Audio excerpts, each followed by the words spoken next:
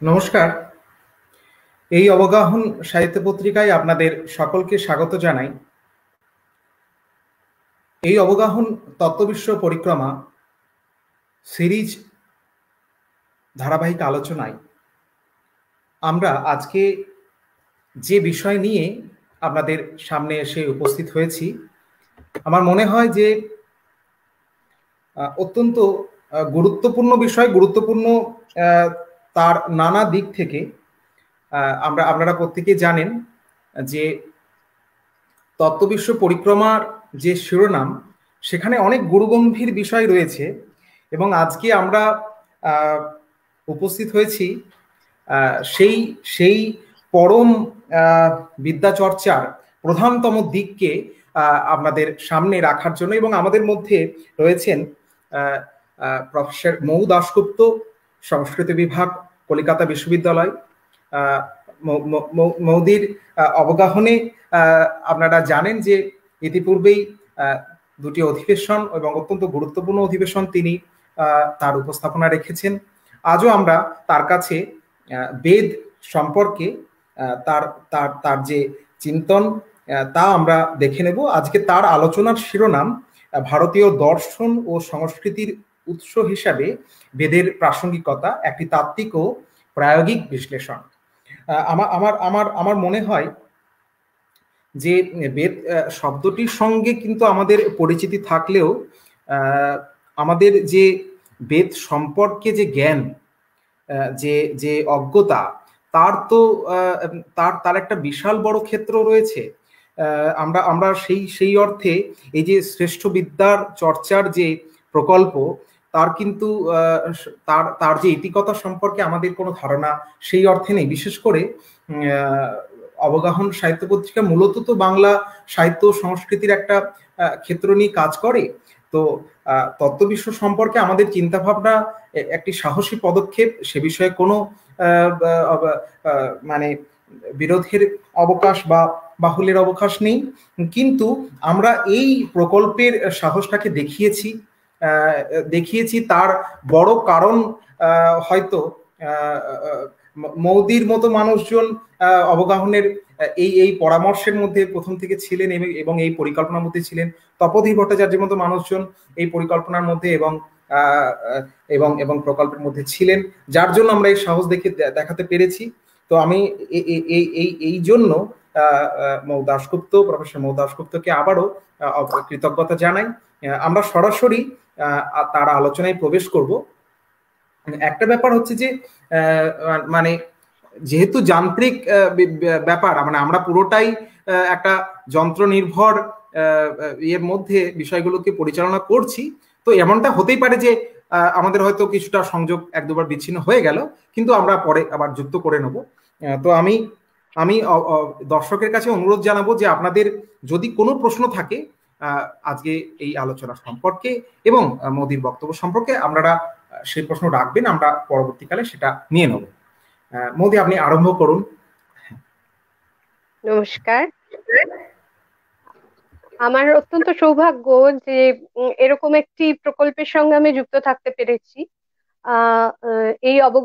এই অবগাহন পত্রিকা এবং তার যিনি কর্ণধার শ্রী অরিন্দ্রজিৎ চক্রবর্তী প্রায় একটা অসাধ্য সাধনের চেষ্টায় নেমেছেন। তত্ত্ববিশ্ব পরিক্রমা, বিশ্বের যাবতীয় তত্ত্ব, তাই নিয়ে চর্চা চলবে এখানকার এই সিরিজটিতে। এটি সাংঘাতিক একটা বিশাল ক্যানভাসের ব্যাপার, বিরাট বড় ব্যাপার এটা। আর বোধহয় পূর্ব পশ্চিম দিগন্ত খুঁজে পাওয়া ভার। কিন্তু সেখানে একটি কাঠবিড়ালির মতো হলেও যে একটু ভূমিকা আমি নিতে পারছি, এর জন্য আমি অত্যন্ত কৃতজ্ঞ। আমি জানি না আমার বক্তব্য কতটা আমার বিষয়ের প্রতি সুবিচার করবে, কিন্তু আমার চেষ্টা থাকবে যে যে বিষয়টি আমাকে বলতে বলা হয়েছে, অর্থাৎ ভারতীয় দর্শন ও সংস্কৃতির উৎস হিসেবে বেদের প্রাসঙ্গিকতা, একটি প্রায়োগিক বিশ্লেষণ, এই আজকের আমার বক্তৃতার শিরোনাম। এই বিষয়ের উপর যৎকিঞ্চিৎ আলোকপাত করা।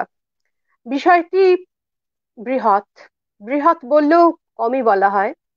এর এর বিশালতার সঙ্গে বোধহয় সমুদ্রের তুলনা করা সম্ভব। আমাকে অরিন্দ্রজিৎ বলেছেন যে যদি একটি পর্বে আহ সম্ভব না হয় তাহলে একাধিক পর্বে হয়তো এই বিষয়টি আলোচিত হবে।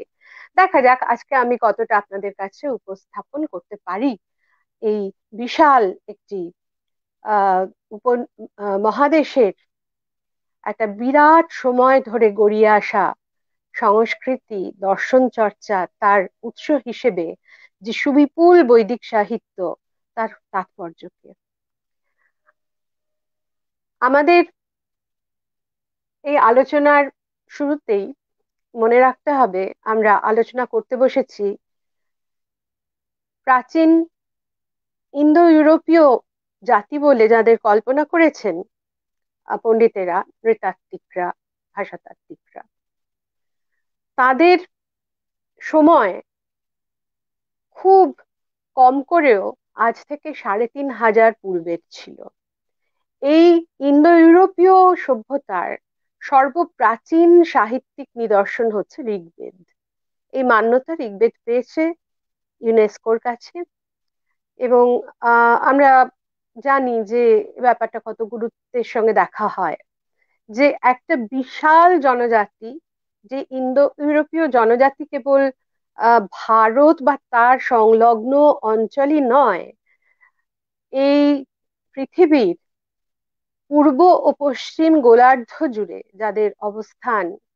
যাদের অবস্থান এশিয়া মাইনর থেকে শুরু করে, এশিয়া মাইনরের দক্ষিণ দিক থেকে শুরু করে আমাদের ভারতবর্ষ, ইরান, আফগানিস্তান, ওদিকে আহ ইউরোপে, হ্যাঁ, তার কেল্টিক সভ্যতা, ল্যাটিন, গথিক, জার্মানিক, ইটালিয়ান ইত্যাদি, এই সমস্ত বিরাট একটা ভাষাভাষী গোষ্ঠীর মূলাধার হিসেবে যে ইন্দো ইউরোপীয় সভ্যতাকে নির্ধারণ করা হয়, তার মূলে স্যার উইলিয়াম জোনসের আহ, আহ, আহ, কলকাতার যে এশিয়াটিক সোসাইটি, তার দ্বিতীয় প্রতিষ্ঠা বার্ষিকীর বক্তৃতাটি বিশেষ ভূমিকা গ্রহণ করেছিল। এবং সেখানে স্যার উইলিয়াম জোনস বলেছিলেন যে এই যে সমস্ত ভাষা, ভারতের সংস্কৃত এবং তার পাশে প্রাচীন ইরানের আবেস্তার ভাষা, ওদিকে গ্রিক, রোমান, জার্মানিক ইত্যাদি ভাষাগুলির মধ্যে একটা আশ্চর্য সাদৃশ্য দেখা যায়, যার থেকে অনুমান করা বোধহয় অসঙ্গত হবে না যে এদের মূলে ছিল একটি ভাষা, একটি সংস্কৃতি। উইলিয়াম জোনসের এই বক্তব্যকে সম্বল করে শুরু হলো একটি নতুন বিষয় চর্চার, বলা ভালো একটি বিজ্ঞান চর্চার। সেই বিজ্ঞানটি হচ্ছে তুলনামূলক ভাষাতত্ত্ব। অর্থাৎ এই যে আপাতভাবে বহু দূরবর্তী ভাষাগুলি, দূরবর্তী বলতে স্থানগত এবং কালগত দুদিক থেকেই বলছি, এই ভাষাগুলির মধ্যে যে সাদৃশ্য এবং বৈসাদৃশ্য রয়েছে, যে ধ্বনিগত সামঞ্জস্য এবং ধ্বনি পরিবর্তনের নিয়মগুলির যে একটা মসৃণ ভাবে নিয়মানুবর্তিতা রয়েছে, তার তুলনামূলক বিশ্লেষণের মাধ্যমে এই সবকটি ভাষা যে আদতে একটি ভাষা থেকেই এসেছিল, এই সিদ্ধান্তে পৌঁছানোর একটি প্রয়াস শুরু হলো। এবং আমাদের জানা আছে যে এই চর্চা প্রধানত আহ অষ্টাদশ অষ্টাদশ কেন, হ্যাঁ, অষ্টাদশ খ্রিস্টাব্দের একেবারে গোড়ার দিকে শুরু হয়, কি তার একটু আগে, এবং তা প্রবল আকারে বইতে থাকে, একেবারে গর্জন করে নদীর স্রোতের মতন বইতে থাকে। বহু মনীষী এবং আলোচকদের আহ আহ, আহ, মানে সক্রিয় প্রচেষ্টায় এই বিষয়টি একটি বিরাট আকার নেয় এবং এই পৃথিবীর বিভিন্ন সভ্যতা সংস্কৃতির বিবর্তনের ব্যাপারে নানা গুরুত্বপূর্ণ তত্ত্বের আমদানি করে। তা কিন্তু এই স্যার উইলিয়াম জোনসের বক্তৃতাটি থেকেই শুরু হয়েছিল।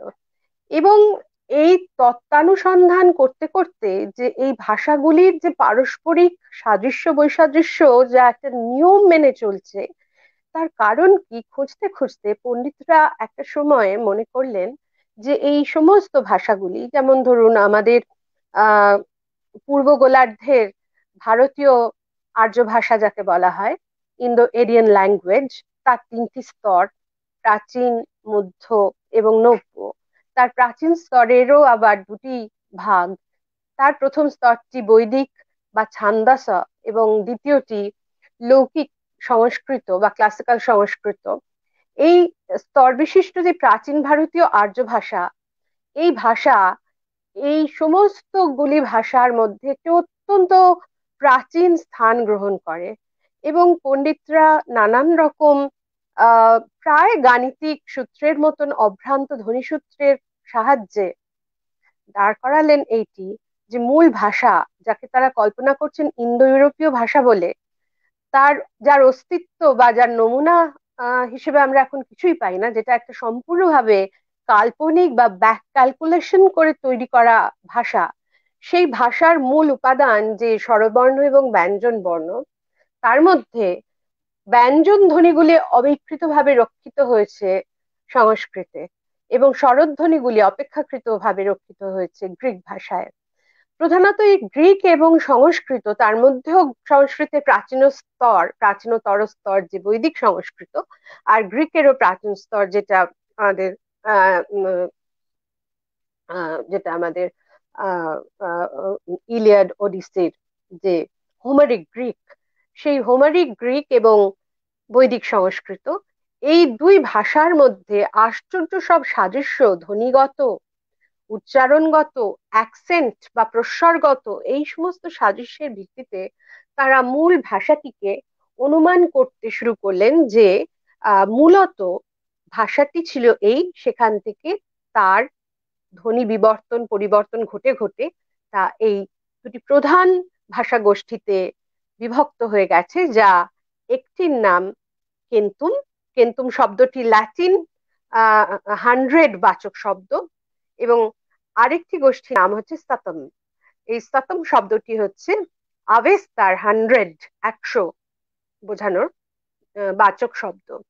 তাই কেন্তুম আর সাতম এই দুটি ভাগে মূল ভাষাটি বিবর্তিত হতে শুরু করে, কারণ ভাষাভাষীরা তারা পরিযায়ী ছিলেন, তারা স্থানান্তরের ফলে তাদের মুখের ভাষার পরিবর্তন হতে থাকে, এবং সেটা এক আধ বছরের ব্যাপার নয়, শতাব্দীর পর শতাব্দী, সহস্রাব্দের পর সহস্রাব্দ গড়িয়ে চলে চলে ভাষা এক ভাষা থেকে অন্য ভাষায় রূপান্তরিত হয়, কিন্তু তার মূল ভাষাটির আহ সূত্র হয়তো একেবারে ছিন্ন হয়ে যায় না।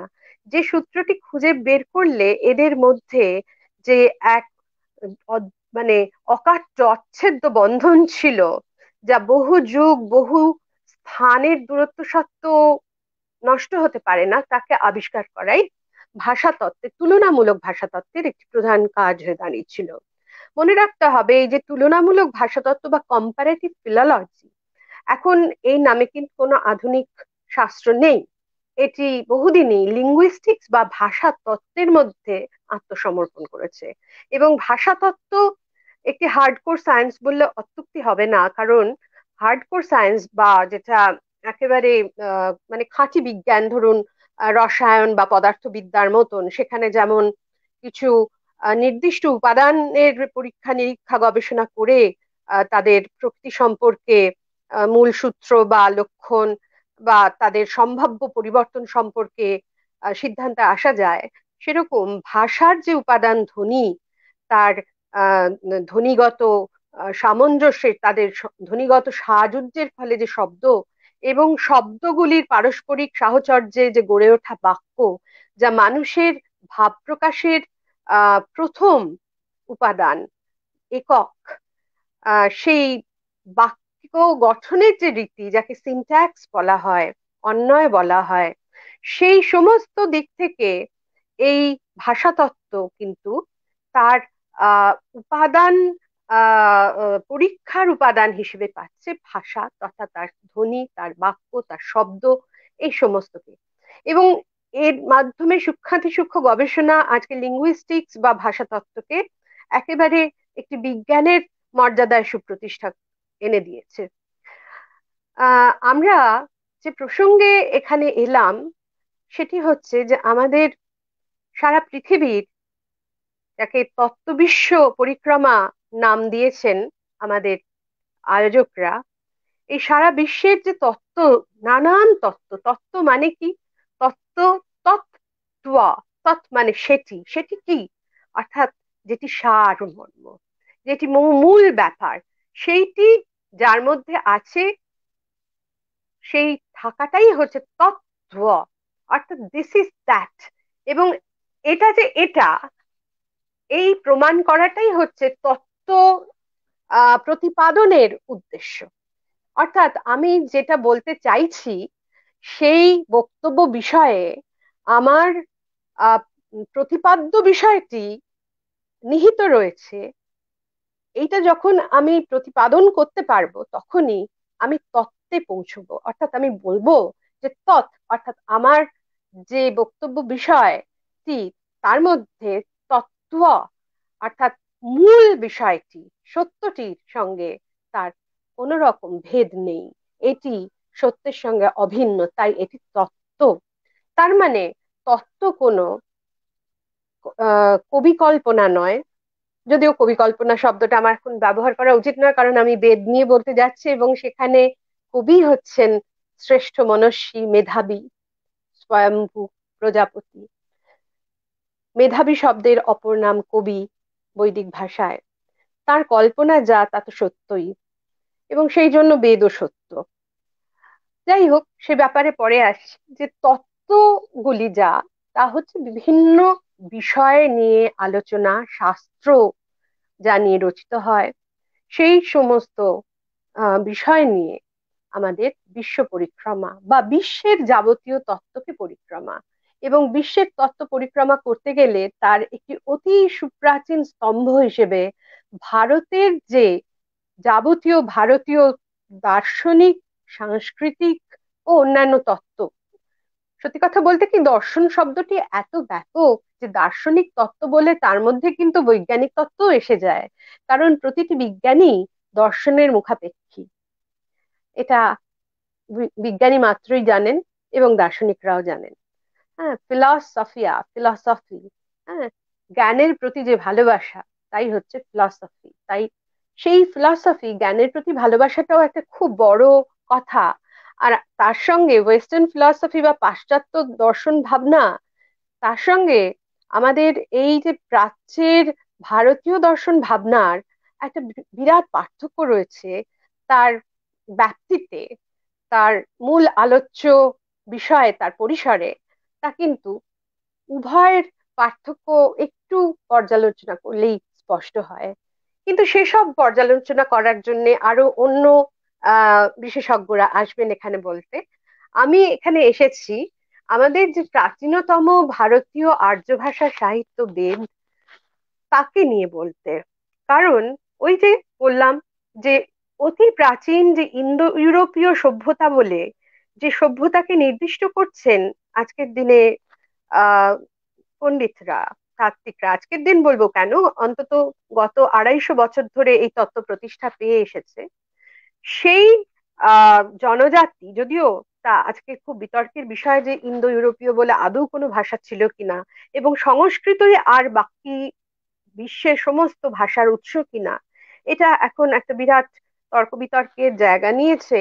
এবং আগেকার মতন এই তত্ত্বটিকে একেবারে উড়িয়েও দেওয়া যাচ্ছে না, যেহেতু এ ব্যাপারে শুধু ভাষাতাত্ত্বিক উপাদানই নয়, বেশ কিছু পুরাতাত্ত্বিক এবং আহ, ভূতাত্ত্বিক উপাদানও আহ, যোগ দিয়েছে এদের পাল্লা ভারী করার জন্য।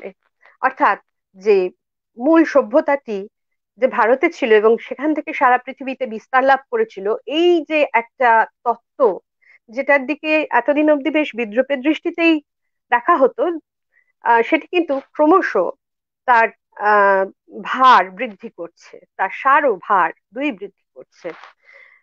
কিন্তু অত জটিলতার মধ্যে না গিয়ে আমি সবার জন্য বলতে যেটুকু চাই তা হচ্ছে যে সেই যে প্রাচীন জনজাতি, তাদেরকে জানার আর কোনো উপায় কিন্তু আমাদের কাছে নেই, একমাত্র সেই সুবিশাল বৈদিক সাহিত্য ছাড়া।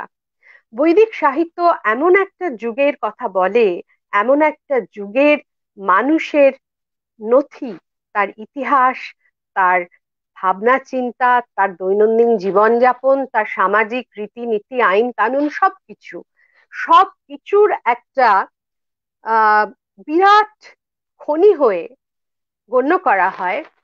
যে আহ বেদই হচ্ছে সেই খনি, যা থেকে এই বিশাল এখানে কৃষ্ণপ্রিয় ভট্টাচার্য একটি প্রশ্ন করেছেন, বেদ ভারতীয় সংস্কৃতির উচ্চস্বর কিনা। সেটা বোধহয় আমাদের ভাবতে হবে, কারণ ইন্দো ইরানিয়ান ভাষাভাষীরা এখানে এসে ঋগ্বেদ রচনা করার আগেই প্রাচীন ভারতবর্ষে অনেক প্রাক-বৈদিক লোকসাহিত্য জীবন্ত ছিল, সেগুলোর স্বরও যথেষ্ট উঁচু ছিল। আধুনিকোত্তর ইতিহাস গবেষকেরা সেগুলি আজ খুঁজছেন, ফলে উচ্চস্বর শব্দটি ভালো করে বিবেচনা করতে হবে। বেদ শেষ কথা কিনা, আদি কথা কিনা, এটাও মনে হয় একটু নতুন ভাবে ভাবতে হবে। আচ্ছা, সেটি আমাকে এ ব্যাপারে দু একটি কথা বলতে অনুরোধ করছেন। সত্যি বলতে আমি এ ব্যাপারে বলার কেউ নই। এই ব্যাপারটি সত্য কি মিথ্যা তা ক্রমশ তত্ত্ব বিশ্লেষণই প্রতিষ্ঠা করবে। আমি শুধু এটাই বলতে চাই যে আগে যেটা মনে করা হতো যে বেদই হচ্ছে ভারতবর্ষের একমাত্র মুখ, বেদের কণ্ঠস্বরই ভারতের একমাত্র কণ্ঠস্বর, এর দ্বারাই কেবল ভারতবাসীকে জানা সম্ভব, সেই মতের বিরুদ্ধে এখন অনেক প্রতিমত দাঁড়িয়েছে, এবং সেই মতগুলি কিন্তু উপেক্ষণীয় নয়। কিন্তু একটা সুবিধে যেটা বৈদিক সাহিত্যের আছে, বেদের আছে, সেটা হচ্ছে যে তার অবিকল সংরক্ষণ।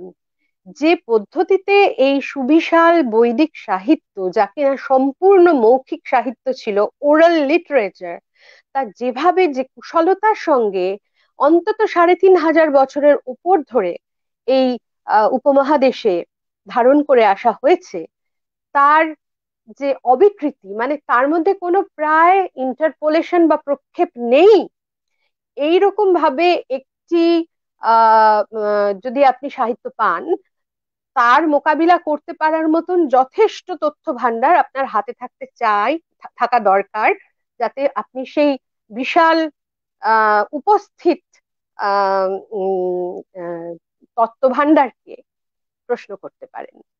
এখন যে কাজগুলি চলছে প্রাগবৈদিক যুগের, যে উপাদানগুলি নিয়ে আমাদের বলা হচ্ছে যে বেদ একমাত্র কণ্ঠস্বর নয়, সেখানে আমরা দেখতে পাই যে ঠিকই নয় হয়তো, কিন্তু সে যে কারণেই হোক না কেন, সে বৈদিক জাতি, বৈদিক সভ্যতার জাতি বলবো না, বৈদিক সভ্যতার আগ্রাসী ভাবের জন্য, বা তার সর্বব্যাপক সবাইকে আত্মসাৎ করা, সবাইকে নিজের মধ্যে নিয়ে নেওয়ার প্রবণতাতেই হোক, কোনো একভাবে বৈদিক স্বর যেভাবে রক্ষা পেয়েছে, অন্যান্য স্বর কিন্তু সেভাবে রক্ষা পায়নি।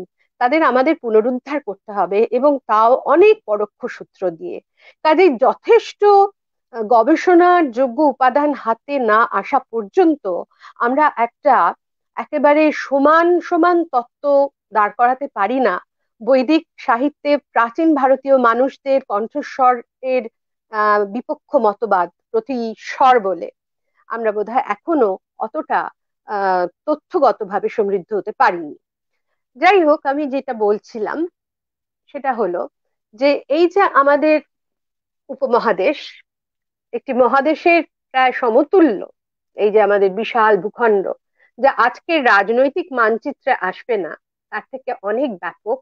কারণ সেই আহ দেশ যার কথা আমি বলছি, তাতে যুক্ত ছিল উত্তর পশ্চিম আহ ভারতের আরো অনেকগুলি বর্তমানে বহির্দেশ, বিদেশের রাষ্ট্র।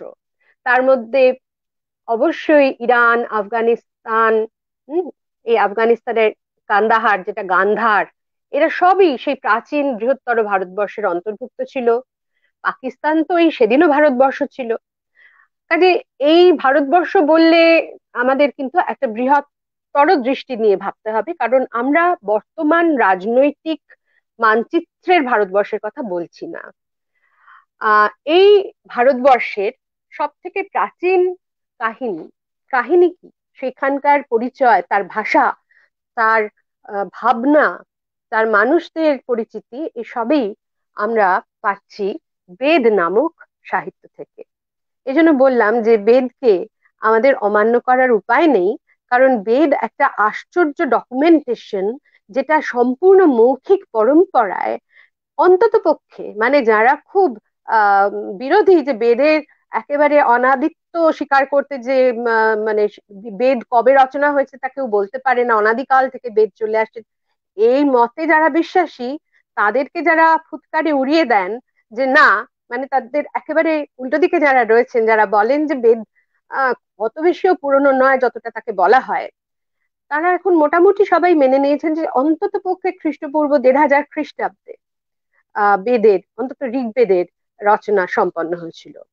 এখন দেখুন, রচনা সম্পন্ন হওয়া ব্যাপারটা আরেকটা ব্যাপার, সম্পন্ন হচ্ছে যেটা, সেটা কিন্তু গড়ে উঠতেও অনেকটা সময় লাগছে। আহ জয়দেব দিনদা জানিয়ে জিজ্ঞেস করছেন যে বেদের ক্ষেত্রে রচিত পদের প্রয়োগ কতটা ঠিক, নাকি সংকলিত পদকে অনেক বেশি যুক্তিযুক্ত। আসবো সেই প্রশ্নে। আমরা আপাতত তাকে রচিত বলে বলি, তারপরে সংকলিত বা সেটি রচিত নয়, সেটি ইন্সপায়ার্ড সাহিত্য বা অলৌকিক উদ্ভাসনে পাওয়া ঋষির দর্শন ইত্যাদি বিষয়গুলি নিয়ে আলোচনা করব।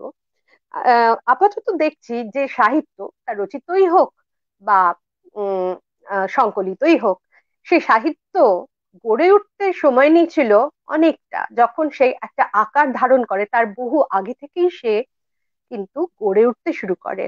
যেমন এই প্রসঙ্গটা তো প্রায় দাঁড়িয়েই গেছে যে মহাভারতের রচনাকাল, মহাভারত, যে মহাভারতকে আমরা এখন পাই শতসাহস্রী সংহিতা বলে, যাতে মোট ১,০০,০০০টি শ্লোক আছে, যার রচয়িতা হিসেবে বেদব্যাসকে নির্দিষ্ট করা হয়, সেই মহাভারত অন্তত পক্ষে ৮০০ বছর ধরে গড়ে উঠেছিল। এবং তার আভ্যন্তরীণ বহু তথ্য, বহু প্রমাণ এ ব্যাপারে প্রামাণ্য হিসেবে স্বীকার করা হয়। এবং এই জন্য মহাভারত, রামায়ণ এরা কোনো একটা নির্দিষ্ট সময়ে একজন ব্যক্তি বসে রচনা করেছিলেন এটা বলা যায় না। এই মহাকাব্য গড়ে ওঠার মহাভারত, এই মহাকাব্য, তাই একে বলা হয় এপিক অফ গ্রোথ। হ্যাঁ, এপিক অফ গ্রোথ, যে এপিক, যে মহাকাব্য ধীরে ধীরে ক্রমে ক্রমে তার বিরাট অবয়ব ধারণ করে। বলা হয় মহাভারতের প্রথম পর্যায়ে ২৪,০০০ শ্লোক ছিল। হ্যাঁ, তারপর সেটা বেড়ে আরো একটা বৃহৎ আয়তন নিল, তার থেকে বেড়ে সে, মানে তিনটে স্টেজ, তিনটে স্তর মহাভারত রচনার তো পরিষ্কার দেখা যায় সেখানে। ভাবুন তারও বহু পূর্ববর্তী যে বেদ, তার রচনা হতে না জানি আরো কত সময় লেগেছিল। এবং ওই একই ঋগ্বেদের মধ্যেই আমরা বিভিন্ন রচনার স্তর দেখি, যেখানে ভাষাগত পরিবর্তন ঘটে গেছে সময়ের ব্যবধানের জন্য, এবং সেগুলিকে রীতিমতো শনাক্ত করা যায়। এটি প্রাচীনতর ভাষা প্রয়োগ, এটি অর্বাক মানে অপেক্ষাকৃত পরবর্তীকালের ভাষা প্রয়োগ, এভাবে কিন্তু শনাক্ত করা যায়। কাজে এই একটা বিরাট সময় জুড়ে ক্রমশ গড়ে উঠতে থাকা সাহিত্য, যা একটা বিশাল সময়ের পটভূমিকায় মানুষের ভাবনা জগতের, তার দর্শন ভাবনার, তার সমাজ ভাবনার, সব মিলিয়ে আর একটা সংস্কৃতি নির্মাণের প্রেক্ষাপটের তথ্য উপস্থাপিত করে আমাদের কাছে, তাকে আমরা একটু জানতে চাই। কারণ আজকে আমরা ভারতীয় দর্শন বলতে যে দর্শনগুলিকে বুঝি, ভারতীয় সংস্কৃতি বলতে যে সংস্কৃতিকে বুঝি, অনেক ক্ষেত্রেই দাবি করা হয়, এবং নেহাত অমূলক নয় সেই দাবি, যে তার সিংহভাগই বৈদিক। অর্থাৎ ভারতীয় দর্শনগুলির মধ্যে প্রধান স্থান, অন্যতম প্রধান স্থান, একটা বিরাট বড় জায়গা নিয়েছে বেদ থেকে উদ্ভূত দর্শনগুলি। সেরকম ভারতীয় সংস্কৃতি বলতে আমরা যা বুঝি, তার মধ্যেও কিন্তু একটা বৃহৎ অংশ জুড়ে রয়েছে বেদেরই সংস্কৃতি। তা এটা যদি না মানি তাহলে কিন্তু আমরা এগোতে পারবো না। আগের থেকে যদি কোনো আমরা পূর্ব ধারণার বশবর্তী হয়ে একটা চশমা চোখে এঁটে নিই যে না, একমাত্র বেদই ছিল আর কিছু ছিল না, এটাও যেমন একটা মানে প্রিকন্ডিশন, একটা পূর্ব ধারণা, একটা পূর্ব শর্ত আরোপ করা হয় হবে, সেরকম আহ বেদই একমাত্র ছিল না, আরো অনেক কিছু ছিল, তারাও সমানভাবে এবং অনেক বেশি মাত্রায় সেগুলি সক্রিয় ছিল বেদের তুলনায়। এইটাও আগে থেকে ধরে নেওয়া বোধহয় ঠিক নয়। গবেষক যারা যারা অনুসন্ধিৎসু, যারা জানতে চান, সত্যকে তত্ত্বকে আবিষ্কার করতে চান, তাদের কিন্তু নিরপেক্ষ হতে হবে। তাদের নির্ভর করতে হবে তারা যে তথ্য পাচ্ছেন সেই তথ্যের প্রামাণ্য বিশ্লেষণে, এবং তার মধ্যে তত্ত্ব আছে কিনা, অর্থাৎ সেই তথ্যের মধ্যে সারবস্তু কতটুকু আছে সেটি প্রতিষ্ঠা করার উপরেই দাঁড়িয়ে আছে সেই। আচ্ছা, অতনু ভট্টাচার্য জানাচ্ছেন অন্তত 10,000 বছর আগের কালী ভাষা, আদিবাসী ভাষার জননী, আদি বৈদিকদের সাধারণ ভাষা, এর ক্রমপ্রসার শুনবো। আচ্ছা, উম, এটা একটা বিরাট ব্যাপার, সেটা এক্ষুনি আজকে বলে উঠতে পারবো না। একটা যে বিষয়টা নিয়ে বলতে বসেছি, আমি বোধহয় এখনো তার মানে চালচিত্রটুকু নির্মাণ করতে পারিনি, এবং ওই কাঠামো তৈরি, তার উপর মাটির প্রলেপ দেওয়া তো দূরস্থান। আগে তো একটা আমার চালচিত্র তৈরি করতে হবে, তারপর আমার প্রতিমা নির্মাণ করতে হবে। চালচিত্রটা দেওয়ার চেষ্টা করছে অন্তত 3,500 বছর আগের একটা মৌখিক সাহিত্য। যে মৌখিক সাহিত্য সেই জনজাতির কাছে এতটা গুরুত্বপূর্ণ ছিল যে তাকে তারা কখনো কখনো মানে অন্তত তা সম্পূর্ণভাবে রচিত হবার 2,000 বছরের মধ্যে লেখেননি, লিখে রাখেননি।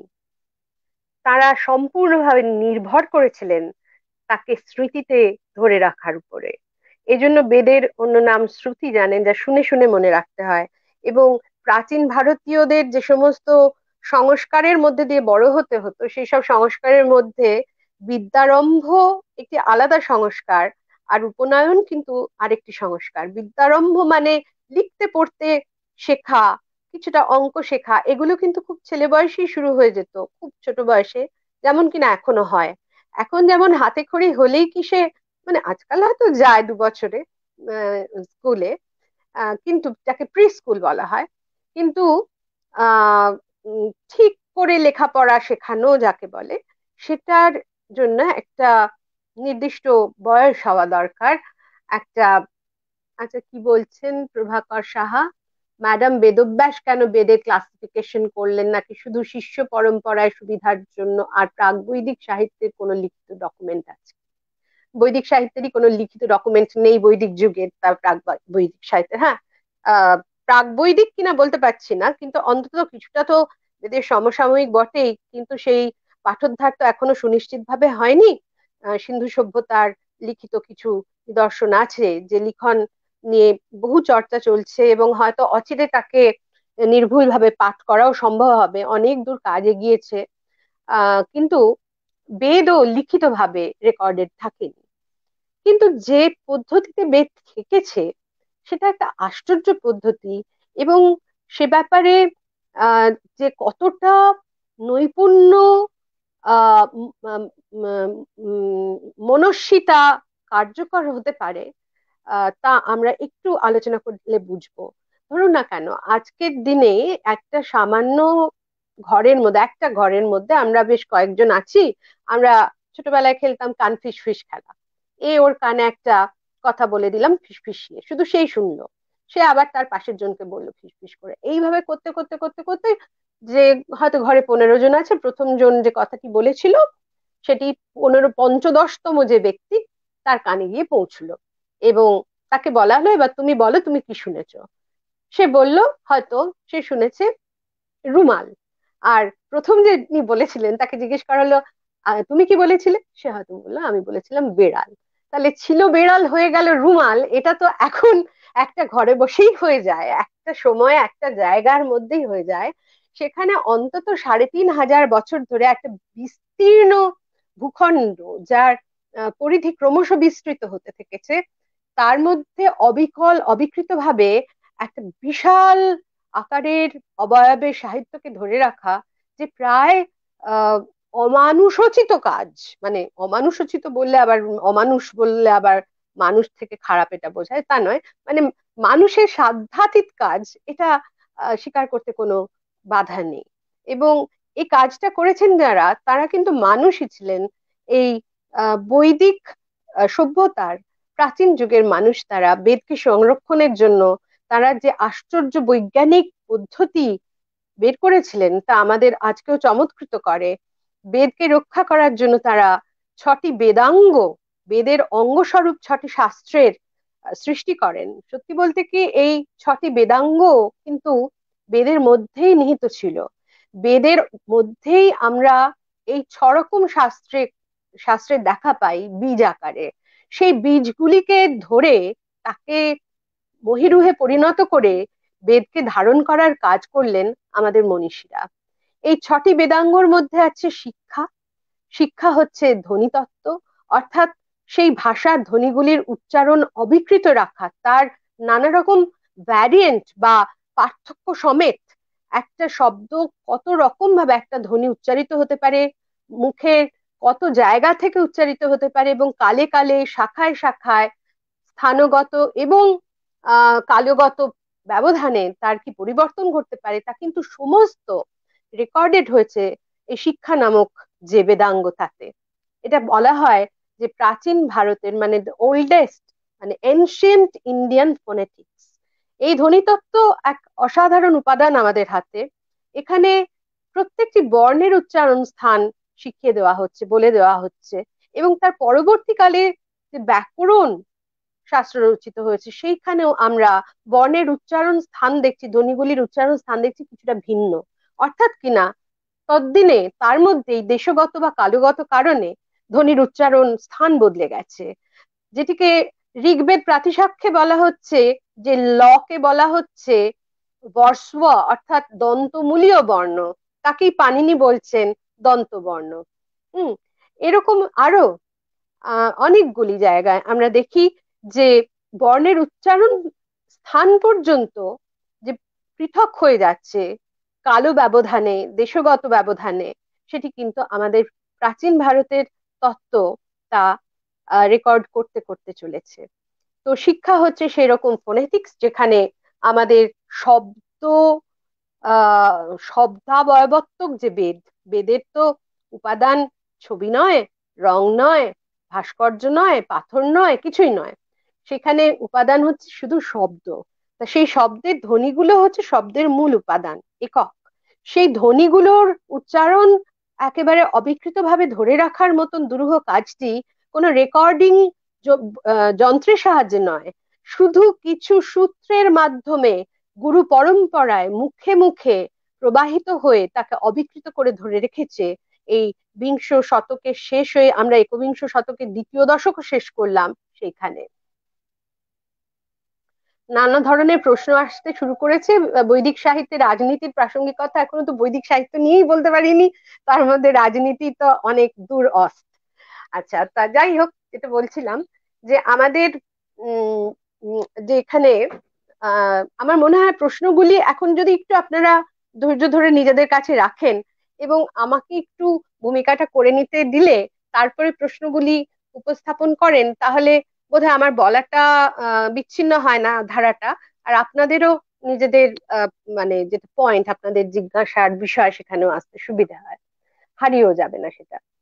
তো যেটা বলছিলাম যে সেই শিক্ষা নামে বেদাঙ্গ বেদের ধ্বনিকে ধরে রাখলো, বৈদিক ভাষার ধ্বনিকে।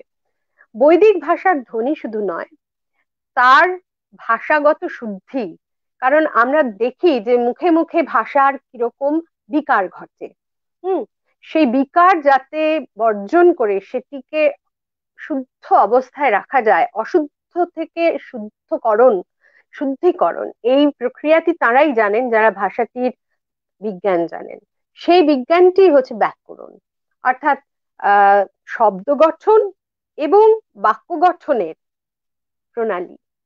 তার সঙ্গে যুক্ত হয়ে আছে শব্দ গঠন হচ্ছে মরফোলজি, বাক্য গঠন হচ্ছে সিনট্যাক্স, তার সঙ্গে অবশ্যই আছে ফোনোলজি বা ধ্বনিতত্ত্বের আলোচনা, আছে সিম্যান্টিক্স বা বাগর্থ, অর্থাৎ শব্দের অর্থের পরিবর্তন সংক্রান্ত আলোচনা। এসবই ব্যাকরণ নামে শাস্ত্রের বিষয়। এবং আমাদের মনে রাখতে হবে যে বেদের ভাষা এত প্রাচীন যে পরবর্তীকালে মানে এমনকি বৈদিক যুগের মধ্যেই আমরা কিন্তু দেখতে পাই তার ভাষাগত একটা পরিবর্তন ঘটে গেছে। অনেক প্রাচীন শব্দ পরবর্তী বৈদিক সাহিত্যেই অপ্রচলিত হয়ে পড়ছে এবং আরো পরের মানুষরা তার অর্থ বুঝতে পারছে না, সেগুলো অবস্কিউর ওয়ার্ড হয়ে যাচ্ছে, অর্থাৎ অজানা শব্দ হয়ে যাচ্ছে। সেই সমস্ত অজানা শব্দের মানে, তার বাক্য গঠনের পদ্ধতি, এই সমস্ত কিছু পরবর্তীকালীন সংস্কৃত থেকে অনেকটা ভিন্ন হয়ে যাওয়ায় বেদের বাক্যের অর্থ বোঝা কিন্তু দুষ্কর হয়ে উঠল। সেই অর্থটিকে বোঝার জন্যে, কেবল অর্থ বোঝার জন্য, বেদের অর্থটা বোঝাই উদ্দেশ্য, এমন একটি বেদাঙ্গ শাস্ত্র আমাদের আলোচনার শিখরে উঠে এলো, তার নাম নিরুক্ত। এই নিরুক্ত ভাষার আহ গঠনগত বিশ্লেষণ করে, কিন্তু সেটা করে অর্থের ভিত্তিতে। ব্যাকরণও শব্দের ব্যুৎপত্তিগত বিশ্লেষণ করে, কিন্তু সেটা করে গঠনের ভিত্তিতে। তাহলে নিরুক্ত এবং ব্যাকরণ, এই দুটি বেদাঙ্গ হচ্ছে দুটি আহ পরস্পরের পরিপূরক শাস্ত্র।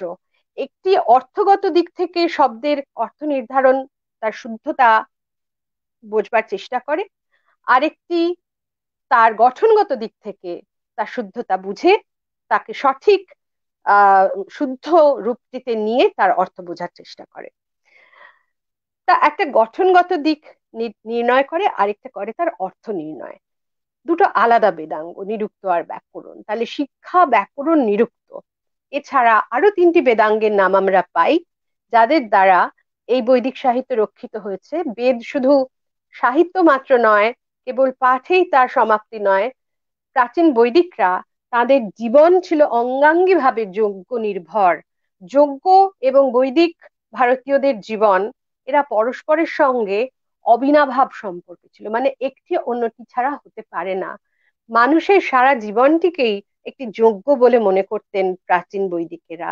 এবং যজ্ঞ কথাটির মধ্যে আছে ইয়াজ বলে একটি ধাতু, যার অর্থ পূজা, উপাসনা। এই জীবনটাই একটা উপাসনা, একটা বৃহত্তর লক্ষ্যের দিকে আমাদের এই ক্ষুদ্র সত্তাকে এগিয়ে নিয়ে সেই বৃহৎ সত্তায় মিশে যাওয়াই হচ্ছে এই যজ্ঞের উদ্দেশ্য। এবং দেখুন, এই যে সৃষ্টি, যা বিসৃষ্টি, সেই সৃষ্টিকর্তার বিসর্জন, তিনি তাকে সৃষ্টি করেছিলেন, সেই সৃষ্টি তার থেকে নির্মিত হয়ে আবার তার মধ্যেই ফিরতে চাইলো, কারণ তারা তো একই পার্টিকেল।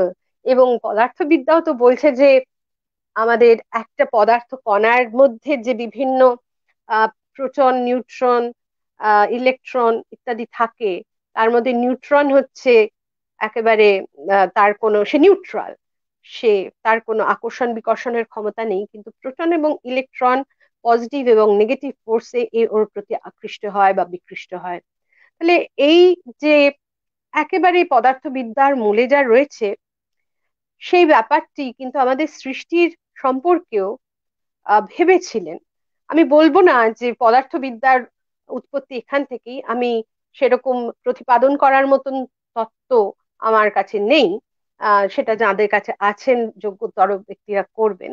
আমি শুধু বলতে চাই ভূমিকা হিসেবে যে এই ভাবনাটি, যজ্ঞের ভাবনাটি কিন্তু ছিল একটি সমর্পণের তত্ত্ব, একের বহু হয়ে আবার এক হওয়ার প্রচেষ্টা হবার তত্ত্ব। তিনি দিলেন, তিনি বহু হলেন, আবার তিনি যা দিলেন, তিনি তাকেই নিজেকে যে বহু ভাগে ভাগ করলেন, তারা তো মূলত একই জিনিস। তাদের মধ্যে সব সময় আবার একীভূত হবার একটা টান রয়েছে। তাই তার যা বিসৃষ্টি, বিসর্জন, তাই উৎসৃষ্টি বা উৎসর্জন বা উৎসর্গ রূপে যজ্ঞে সঁপে দিতে হবে। আমরা সেই বৃহৎ সত্তার থেকে উৎসারিত হয়ে এসেছি, বিসৃষ্ট হয়েছি, আবার আমরা নিজেদের ঊর্ধ্বে উৎক্ষিপ্ত করতে চাইছি সেই স্রষ্টার সঙ্গে একীভূত হবার জন্য। তাহলে পুরো যজ্ঞ প্রথাটাই হচ্ছে প্রসেস অফ ইউনিফিকেশন, একীভূত হবার পদ্ধতি, একীভূত হবার সাধনা। এক থেকে বহু, বহু থেকে এক, এই হচ্ছে যজ্ঞের মূল তত্ত্ব। এবং এই যজ্ঞ তাদের জীবনের সঙ্গে ওতপ্রোত। সত্যি বলতে কি, এইখানেই ভারতীয় দর্শনের সঙ্গে পাশ্চাত্য দর্শনের পার্থক্য, যে পার্থক্য চর্চা এবং চর্যায়। চর্চা মানে বৌদ্ধিক চর্চা, তা নিয়ে আলোচনা করা মাত্র, আর চর্যা মানে জীবন যাপন, তাকে জীবনে প্রতিফলিত করা, তার মধ্যে বাঁচা, তাকে নিয়ে বাঁচা। হ্যাঁ, একটা আচরণ আর একটা আলোচনা। তো দুয়ের মধ্যে যে পার্থক্য, যে আমি ক্লাসে লেকচার দিয়ে চলে এলাম, যে দেখো, এই খারাপ কাজ তোমরা করবে না, এই ভালো কাজ তোমরা করবে। আমি ক্লাস থেকে বেরিয়ে ঠিক উল্টোটা নিজে করলাম। সেটা কি হলো, আমি তাহলে ক্লাসে যা বললাম সেটা আমার চর্চা, আর বাইরে এসে যেটা করছি সেটার একেবারে বিপরীত কাজ হলেও সেটা হচ্ছে আমার চর্যা। তাহলে আমাদের ভারতীয় ধারায় কিন্তু চর্যাকেই গুরুত্ব দেওয়া হতো, চর্চাকে নয়। এবং চর্চা যদি চর্যা নির্ভর না হয়, তাহলে সে চর্চা অন্তঃসার শূন্য। তাতে আর যাই থাকুক, তত্ত্ব আর থাকবে না, অর্থাৎ সার বস্তুটি থাকবে না। আহ আমি বোধহয় কিছু শুরুই করতে পারলাম না এখনো। তো যাই হোক, আমাদের এইগুলো হচ্ছে একদম প্রাথমিক ধারণা, যেখান থেকে আমাদের বৈদিক সাহিত্য যে কিভাবে আহ আমাদের পুরো ধারণা, আমাদের আহ, চিন্তা ভাবনা, মানসিকতা, সমাজের গঠন, রীতিনীতি, জীবনযাপন সবকিছুর উপর প্রভাব বিস্তার করেছে, তার একটা ধারণা দেবার আমি চেষ্টা করছি। এই কমপক্ষে ৩,৫০০ বছরের প্রাচীন যে সাহিত্য, সেই সাহিত্য যা প্রথম প্রকাশ ঋগ্বেদ বলে আমরা শুনি, এই ঋগ্বেদ এর সময় ওই যে বললাম, পণ্ডিতরা বলছেন অন্তত পক্ষে ১৫০০ খ্রিস্টপূর্বাব্দ। এর অনেক বিতর্ক আছে এই নিয়ে, অনেকে জ্যোতির্বিজ্ঞানের সাহায্য নিয়ে ঋগ্বেদের সময় নির্ধারণের চেষ্টা করেছেন, এবং সেটা সেটা আমাদের বিরাট একটা ব্যাপার যে আহ খুবই আগ্রহের জিনিস যে জ্যোতির্বিজ্ঞান, বেদে প্রাপ্ত যে সমস্ত আহ গ্রহ নক্ষত্রের অবস্থানের কথা পাওয়া যাচ্ছে, তা দিয়ে জ্যোতির্বিজ্ঞানীরা মানে অ্যাস্ট্রোনমার যারা, তারা অ্যাস্ট্রোনমির বিচারে, অ্যাস্ট্রোলজি নয় অ্যাস্ট্রোনমি, বৈদিক জ্যোতিষ, গ্রহ নক্ষত্রের অবস্থানের উপর ভিত্তি করে চর্চা করে তারা বলছেন আমাদের আহ উম, আহ, ভারতের বাল গঙ্গাধর তিলক আর ওদিকে জার্মানির ইয়াকবি প্রায় একই সময় আলাদা আলাদা ভাবে নিজেদের গবেষণা করেন, এবং তারা দুজনে প্রায় একই সময় নির্ধারণ করেন যে জ্যোতির্বিজ্ঞানের দৃষ্টিতে বেদের বয়স হচ্ছে ৪,৫০০ খ্রিস্টপূর্বাব্দ। এটা খুব ইন্টারেস্টিং, কারণ তারা আলাদাভাবে, তারা একসঙ্গে কিন্তু এই গবেষণাটা করতে বসেননি, যদিও গবেষণার অভিমুখটা একই ছিল, কিন্তু গবেষণার ফল প্রায় একই বেরোলো। তেমনি আবার ভাষাতাত্ত্বিকরা বলেন যে বেদের রচনাকাল একটা সময় বলতেন অন্তত তারা, এখন সেটা থেকে সরে এসেছেন, যে ১,০০০ খ্রিস্টপূর্বাব্দ। সুকুমার সেনই বলে গেছেন যে ১,০০০ খ্রিস্টপূর্বাব্দ, এবং সুকুমার সেনের মতে আবেস্তার ভাষা বেদের ভাষা থেকে বেশি প্রাচীন, যেটা কিনা এখন স্বীকৃত নয়। আবেস্তার ভাষা বেদের ভাষার পরবর্তী বলেই আহ ইদানিংকার ভাষাতাত্ত্বিকরা মনে করছেন।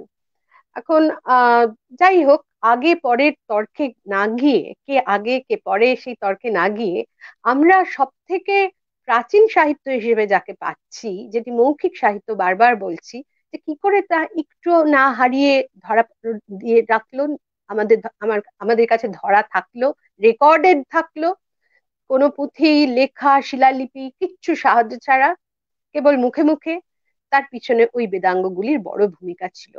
শিক্ষা, ব্যাকরণ এবং নিরুক্ত, তিনটির কথা তো বলেইছি, সেই সঙ্গে আমি বলছিলাম যজ্ঞের কথা।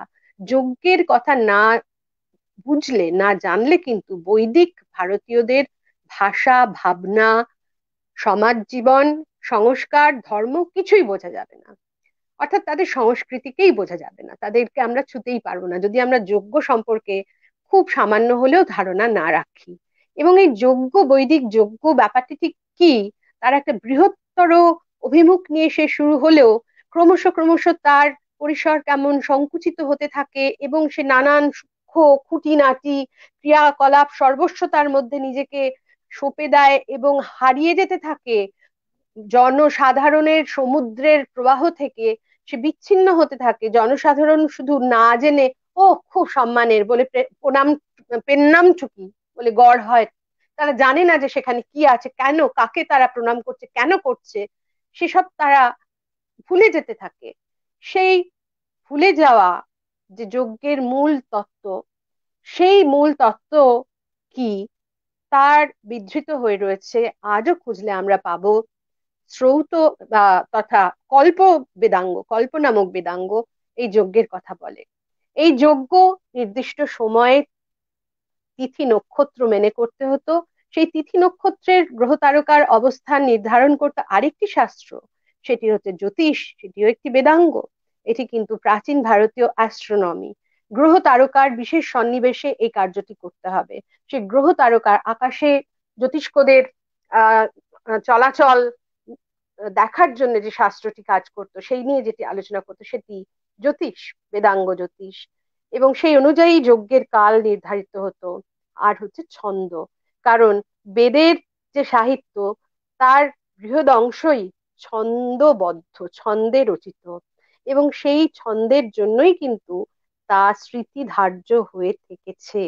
এ বিষয়ে একটা চমৎকার প্রতীকী কাহিনী আছে তৈত্তিরীয় আরণ্যকে। সেখানে বলছেন যে ছন্দ শব্দটা এলো থেকে, না, ছন্দ শব্দটা এসছে ছদ ধাতু থেকে। ছদ মানে আচ্ছাদনে, ছাদি আচ্ছাদনে। আমরা তো এখনো ব্যবহার করি না ছাদ।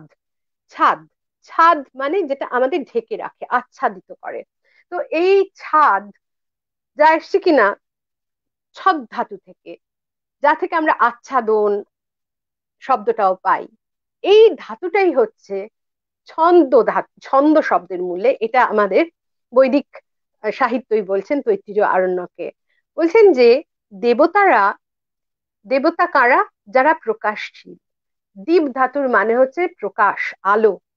যারা প্রকাশ স্বভাব, যারা আলো ঝলমলে, যারা কিছু লুকিয়ে রাখেন না, as clear as day light, সেই দেবতারা ভয় পেয়েছিলেন মৃত্যুকে। হ্যাঁ, দেবা বৈ মৃত্যুর বিভ্যত।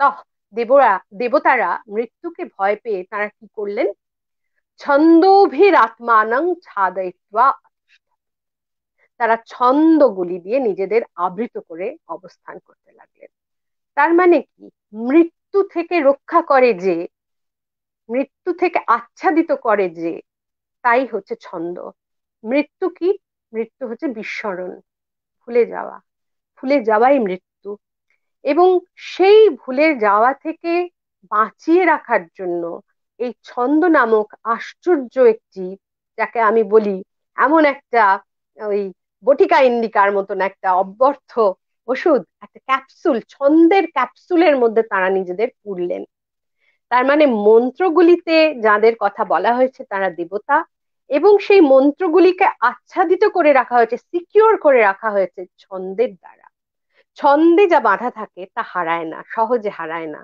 এ তো আমরা প্রত্যক্ষভাবে সবাই জানি। ছোটবেলায় আমরা যে পড়েছিলাম, তাল গাছ এক পায়ে দাঁড়িয়ে সব গাছ ছাড়িয়ে উঁকি মারে আকাশে, আমরা এখনো প্রায় প্রত্যেকেই যতটা মুখস্থ বলতে পারবো ততটা মুখস্থ কিন্তু আমরা গদ্য যা পড়েছিলাম, আজ মঙ্গলবার জঙ্গল পরিষ্কার করার দিন, সেটা অত দূর বলতে পারবো না। কারণ ওই ছন্দের একটা ক্ষমতা আছে তাকে স্মৃতিতে ধারণ করাবার। তার নির্দিষ্ট মাত্রা পর্ব, তার উচ্চারণ কাল, তার যে দোলা, সেই দোলায় সে নিজেই নিজের জায়গা মানুষের মনে করে নেয়। তাহলে এটা হচ্ছে মানুষের স্মরণ শক্তি বাড়ানোর জন্য একটা সহায়ক পদ্ধতি, এক কৌশল মাত্র। তাই ছদ ধাতু মৃত্যু থেকে, অবলুপ্তি থেকে রক্ষা করেছিল দেবতাদের। কোন দেবতা? যারা কিনা বেদের মন্ত্রের মধ্যে রয়েছেন। সেই মন্ত্রগুলি যাতে হারিয়ে না যায় তাই জন্য তাদের ছন্দবদ্ধ করা হলো, ছন্দ দিয়ে তাদের মুড়ে রাখা হলো। সেই ছন্দ হচ্ছে 7 প্রকারের। 7 প্রকারের ছন্দের কথা 3 স্তরে, দৈবী, প্রাজাপত্য এবং আর্শ, এই 3টে স্কেলে, 3টে সপ্তকে 7 ছন্দ। সেই 7 ছন্দের আলোচনা এবং বিভিন্ন বৈদিক মন্ত্রের ছন্দ যদি সঠিকভাবে না জানা যায়, তাহলে মন্ত্রগুলো পড়বেই বা কি করে, আর মুখস্থই বা রাখবে কি করে, আর প্রজন্ম থেকে প্রজন্মের কাছে পৌঁছেই বা দেবে কি করে নির্ভুল ভাবে। এই ভাবনা থেকেই কিন্তু ছন্দশাস্ত্রের উদ্ভব। তাহলে ছন্দশাস্ত্র বলুন, ব্যাকরণ শাস্ত্র বলুন, শিক্ষা শাস্ত্র বলুন, এরা সবই কিন্তু বেদের শরীর, যে শব্দ রাশি, শব্দাবয়ব শরীর, তাকে রক্ষার দায়িত্ব নিয়েছিল। তাহলে বেদকে রক্ষা করা বেদাঙ্গগুলির একটি প্রধান কাজ। যেমন আমাদের শরীর, এর মধ্যে যে আমার বাস, যাকে আমি বলি যতক্ষণ বেঁচে আছি আমি করছি, আমি খাচ্ছি, আমি যাচ্ছি, আমি বলছি, কিন্তু যেই মাত্র আমার প্রাণটি বেরিয়ে গেল, দেহটি রয়েছে কিন্তু প্রাণটি আর নেই, তখন সে আর আমি নয়, সে তখন একটি মৃত দেহ মাত্র, একটি জড় পদার্থ মাত্র। তাহলে আমার ভেতরে যেটি থাকার জন্য আমাকে আমি বলছি, তাকে তারা বলেছেন আত্মা, দেহি, পুরুষ। পুরুষ এখানে কোনো লিঙ্গবাচক শব্দ নয়। যে সত্তা ভেতরে আছে বলে আমরা বেঁচে আছি, সে তো বেঁচে থাকতে পারে তখনই যদি দেহটি বেঁচে থাকে, তাই না? আমাদের দেহ খাঁচাতে প্রাণ পাখিটি ততক্ষণই আটকা থাকবে যতক্ষণ না দেহ খাঁচাটি ভেঙে না পড়ছে। তাহলে দেহ খাঁচা, দেহের কাজ হচ্ছে প্রাণ পাখিটিকে ধরে রাখা, তাকে বাঁচিয়ে রাখা। বেদের যে প্রাণ, তাকেও বাঁচিয়ে রেখেছে, বেদকে বাঁচিয়ে রেখেছে তার এই অঙ্গগুলি। হাতের মতন কল্প, পায়ের মতন ছন্দ, মুখের মতো ব্যাকরণ, চোখের মতো জ্যোতিষ, কানের মতন নিরুক্ত এবং ঘ্রাণেন্দ্রিয়ের মতন শিক্ষা। এই 6টি বেদাঙ্গ বেদের অঙ্গ হিসেবে তারকে রক্ষা করে চলেছে, তার প্রাণ টিকিয়ে রেখেছে, যে কারণে আজ পর্যন্ত বেদ আমাদের কাছে হারিয়ে যায়নি। এই বেদ, যা ওই যে গুরু শিষ্য পরম্পরায় বলা হতো, তা কিন্তু ছিল এই উপমহাদেশের প্রাচীনতম সাহিত্য মাত্র নয়, তার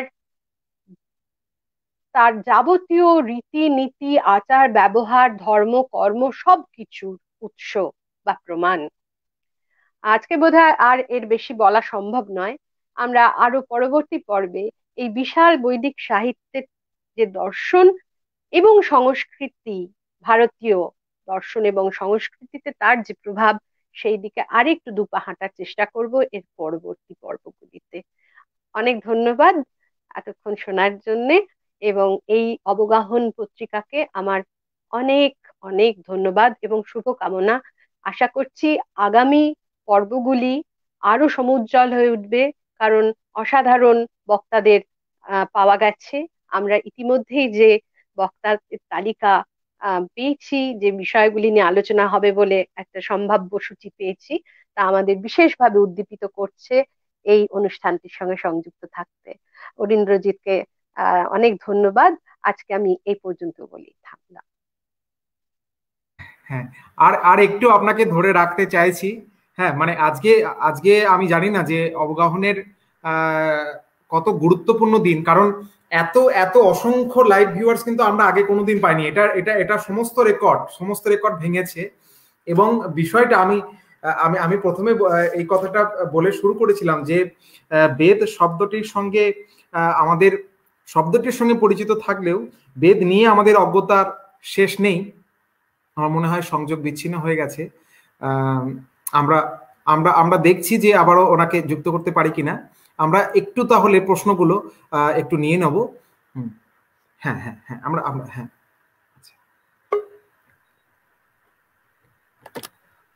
এবার শুনতে পাচ্ছি। হ্যাঁ হ্যাঁ হ্যাঁ। তো এখনো তো অসংখ্য কমেন্ট আছে। এখনো পর্যন্ত লাইভ ভিউয়ার 97 জন রয়েছেন। আমার চোখে পড়েছিল 130 ছাড়িয়ে গেছিল। মানে এটা এটা এটা কোনোদিন হয়নি, এটা কোনোদিন হয়নি। তো তো এটা একটা বড় প্রাপ্তির জায়গা। এবং আমাদের আমাদের মানে আমার নিজের সাহস সেখানে বেড়ে গেল এই কারণের জন্য যে যতটা ভেবেছিলাম যে এটা নিয়ে কাজ করাটা কিরকম আমি ফিডব্যাক পাবো, কিন্তু এই যে এই ফিডব্যাকের পরে আমার মানে অবগাহনের সিঁড়ি চড়ছে, এটা এটা নিয়ে কোনো সংশয় নেই। আচ্ছা, আমি একটা প্রশ্ন এখানে নিয়ে নিচ্ছি। কৃষ্ণপ্রিয়দা আরেকটি প্রশ্ন করেছেন। এক মিনিট, হ্যাঁ আমি এটা একটু নিয়ে নিচ্ছি। আচ্ছা, উনি উনি আচ্ছা, প্রথম প্রশ্নের করার পরে উনি যে প্রশ্নটা করেছিলেন যে সংস্কৃত ভাষার চেয়ে আদিম দ্রাবিড় ভাষা বংশের তামিল ভাষা তার সোসিওলেক্ট নিয়ে সেই আদি বৈদিক ভাষার প্রকৃতি নিয়ে আমরা কি উৎসাহী হয়েছি? এই প্রশ্নটা আছে। হ্যাঁ, সেটা আসলে স্বতন্ত্র বিষয়।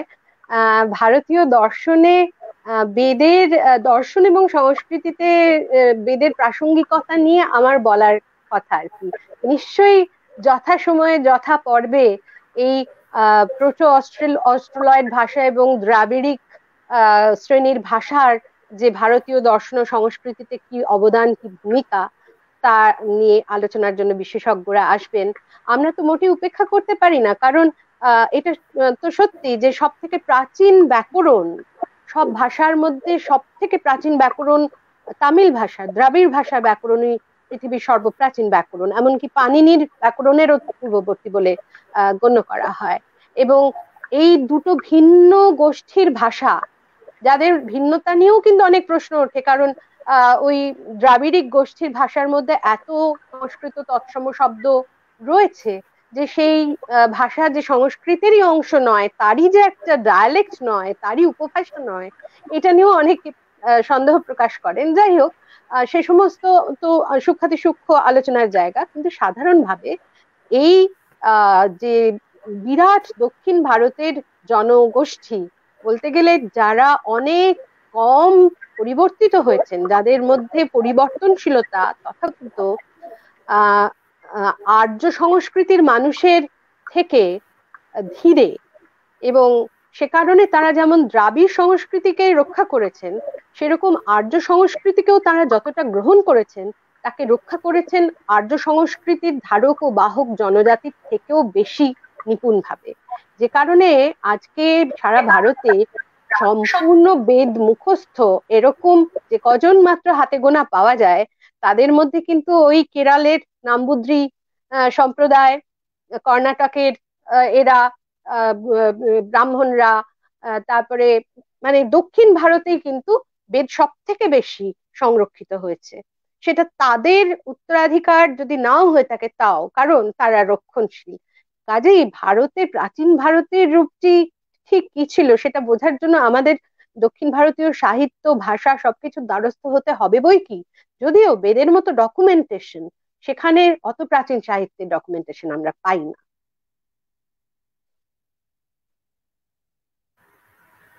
ঠিক। তো তো আমরা আমরা আবারও মোদিকে, প্রফেসর মৌ দাশগুপ্ত, সংস্কৃত বিভাগ, কলিকাতা বিশ্ববিদ্যালয়, তাকে আবারও বিশেষভাবে কৃতজ্ঞতা জানাই। আমার আমার মনে হয় যে এর পরেও এই আলোচনা বুঝে ওঠা মানে একবারে তো সম্ভব নয়। সুতরাং এই ভিডিও আমার মনে হয় এই ভিডিওটা আমি এখনো দেখিনি যে কটা শেয়ার হয়েছে, অসংখ্য শেয়ার হয়েছে, এবং এখনো পর্যন্ত 122 জন স্টিল রয়েছেন যে দিদি আর যদি কোনো কথা বলেন সেটাও এই ভিডিওর অংশ হিসেবে থেকে যাবে। তো তো আমরা আমরা আমরা আজকে এখানেই শেষ করছি, কারণ আরো একটি ব্যাপার হলো যে মানে সদ্য তিনি অসুস্থতার জায়গা থেকে কাটিয়ে আমি উঠেছেন। খুব বেশিক্ষণ বলতে পারি না, আমি 1 ঘন্টার বেশি বলতে পারছি না এখনো অবধি, আমার করোনা হয়েছিল। হ্যাঁ, আমরা আমরা এটা আপনার কাছে অনুরোধ এবং অবগাহনের যারা যারা এখনো পর্যন্ত রয়েছেন তাদের কাছে এটা আশ্বাস দিচ্ছি যে আমরা আবারও প্রফেসর মৌ দাশগুপ্ত মৌদিকে আমরা আনবো। আপনারা আপনারা সঙ্গে থাকবেন, এবং আপনাদের যদি মূল্যবান কোনো প্রশ্ন থাকে সেটা এই ভিডিওর যে কমেন্ট বক্স আছে সেখানে দেবেন, আমি দিদিকে পাঠিয়ে রাখবো। আমরা পরবর্তী যে আলোচনায় সেই প্রশ্ন, সেই উত্তর নিয়ে আমরা আবার আসবো। সকলকে সকলকে ধন্যবাদ, আমরা কৃতজ্ঞতা জানাই দিদি। হ্যাঁ, আবারও দেখা হবে, সঙ্গে থাকুন।